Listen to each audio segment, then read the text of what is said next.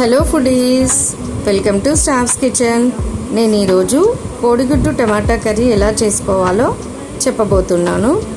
దీనికోసం ముందుగా 4 కోడిగుడ్లు, టొమాటో చాప్ చేసి పెట్టుకోవాలి. ఆనియన్స్, మిర్చి, కొత్తిమీర ముందుగా ఇవన్నీ సన్నగా చాప్ చేసి పెట్టుకోవాలండి. తర్వాత స్టవ్ ఆన్ చేసి ప్యాన్ పెట్టుకొని ఆయిల్ వేసి తాలింపు గింజలు వేసుకోవాలి. తర్వాత ఆనియన్స్, మిర్చి ఇవన్నీ వేసి మంచిగా ఒకసారి మిక్స్ అయ్యేలాగా కలుపుకోవాలండి. తర్వాత పసుపు 1 స్పూన్ వేసి కలపాలి. తర్వాత 1 స్పూన్ అల్లం పేస్ట్ వేయాలి. తర్వాత 2 స్పూన్స్ ఆఫ్ కారం వేయాలి. తర్వాత ముందుగా కట్ చేసి పెట్టుకున్న టొమాటోస్ దీంట్లో వేసి మొత్తం అంతా మిక్స్ అయ్యేలాగా ఒకసారి ఇలా ఫైన్గా కలుపుకోవాలండి. ఆయిల్, టొమాటో అంతా మిక్స్ అయ్యేలాగా బాగా కలపాలి. తర్వాత 2 స్పూన్స్ సాల్ట్ వేసుకోవాలండి.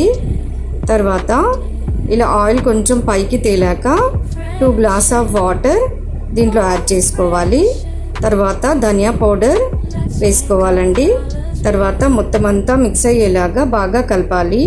తర్వాత వాటర్ ఇలా రోలింగ్ బాయిల్ అవుతున్న టైంలో ఎగ్స్ అన్నీ ఒక్కొక్కటిగా డ్రాప్ చేయాలండి.